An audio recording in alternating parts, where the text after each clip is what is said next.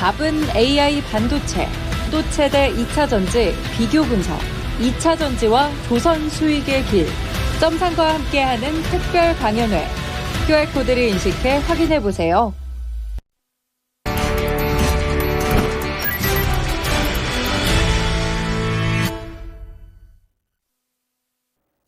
네, 뉴스토마토의 기사를 통해 오늘의 주요 뉴스를 살펴보는 시간, 뉴스 브리프입니다. 첫 번째 소식부터 알아보겠습니다. 자, 첫 번째 소식은 요새 연속 하한가 사태로 제약바이오 업계 전반에 위기감을 가져오고 있는 HLB와 관련된 소식입니다.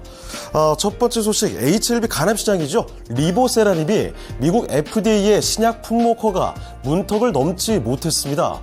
이 국산 항암제의 첫 미국 진출 도전, 실패로 끝이 났다는데 어떤 내용인지 자세한 내용은 기사로 들어가서 보겠습니다. 자, 먼저 제목부터 함께 볼까요? 자, HLB, 리보세라닙 FDA 승인 불발 후 후폭풍입니다. 자, 그럼 어떤 내용인지 보시겠습니다. 자, HLB, 리보세라닙과 중국 항서제약의 캄렐리주맙의 병용요법을 간암 1차 치료제 적응증으로 신약 품목 허가를 신청을 했습니다. 자, 그런데 FDA는 신약 허가를 반려하면서 보완 요구 서한이죠. CRL을 보내게 된 그런 이야기입니다. 자, 다음 내용 이어서 보도록 하겠습니다. 업계에서는 중국 제약바이오 기업을 미국 시장에서 사실상 퇴출시키는 생물보안법을 비롯해서 미중 갈등이 리보세라닙 FDA 품목 허가 승인 불발에 영향을 미쳤을 것이다. 이렇게 분석도 나오고 있는 모습이죠. 항서제약을 실사하는 과정에서 캄렐리주맙의 화학, 제조, 품질 관리, 그러니까 CMC의 문제를 발견했다는 겁니다. 자, 그리고 HLB 간암 신약 FDA 허가 실패가 미국 신약 진출을 위해서 임상 3상 진행 중인 다른 신약 개발 기업까지 영향을 미칠 우려도 제기가 되고 있습니다. 이걸 바로 후폭풍이라고 표현을 하고 있는 건데요. 자, 다음 내용 보시죠. 올해는 사실 HLB의 리보세라닙을 시작으로 유한약액의 레이저 티닙이라든지 아니면 HK 이노엘의 K캡이 FDA 품목 허가가 기대가 되고 있는 상황입니다. 자, 먼저 HK 이노엘의 이야기부터 볼까요?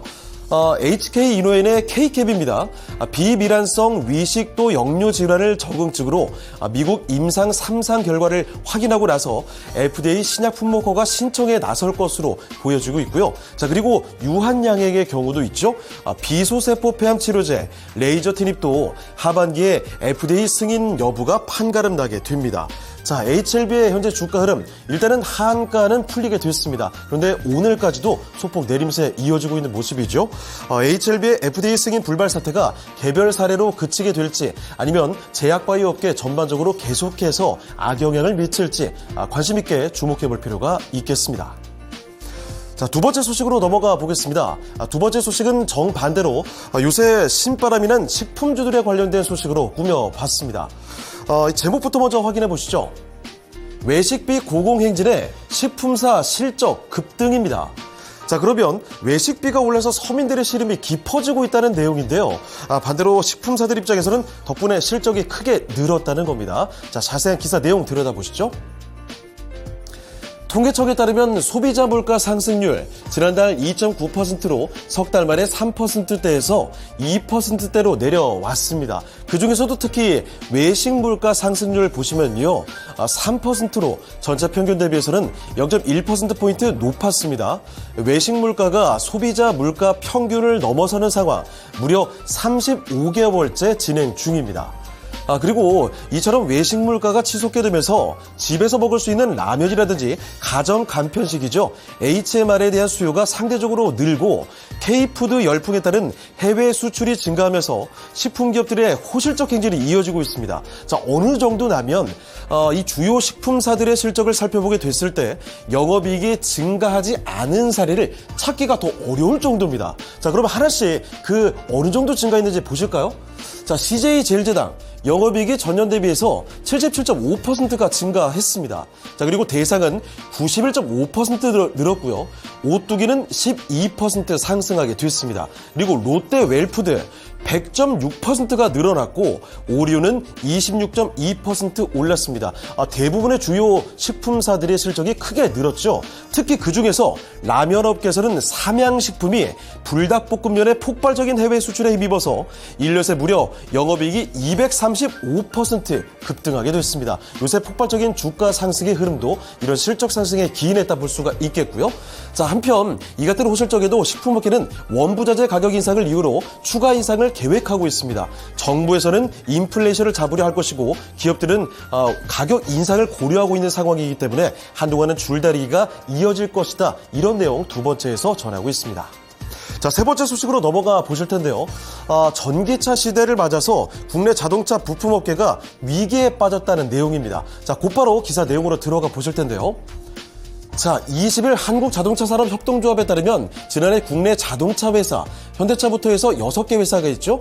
직접 거래하고 있는 1차 협력업체 수는 691곳으로 전년 대비해서 2.2% 감소하게 됐습니다. 그 이유를 좀 살펴보실 텐데 일단은 2019년부터 하이브리드 차를 중심으로 친환경차 판매가 급격히 늘면서 이런 변화에 대응하지 못한 탓을 들고 있고요. 자, 그리고 국내 부품업체들 현대차와 기아의 내연기관 부품 납품 의존도가 높습니다. 자, 그런데 이쪽에서 계열사를 통해서 전기차 부품 자체 조달하는 비중을 높이고 있기 때문에 부품업체들이 애를 먹고 있는 모습이고요. 자, 게다가 내연기관차보다 전기차의 부품 수가 적습니다.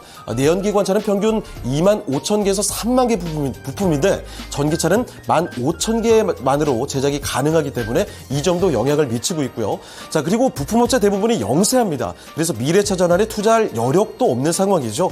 자, 그래서 오는 7월 시행되는 미래자동차 부품산업법 이 시행되는 결과에 대해서 기대를 하고 있는 모습인데 7월 미래차법 시행을 통해서 한시름 더 걱정을 덜게 될지 앞으로 이목이 집중되고 있다는 사실까지 전해드리겠습니다. 자, 지금까지 뉴스브리프 내용 전해드렸고요. 더 많은 뉴스토마토의 기사 내용 확인이 필요하시면 옆에 QR코드로 찍고 들어오시면 되겠습니다. 지금까지 뉴스브리프였습니다.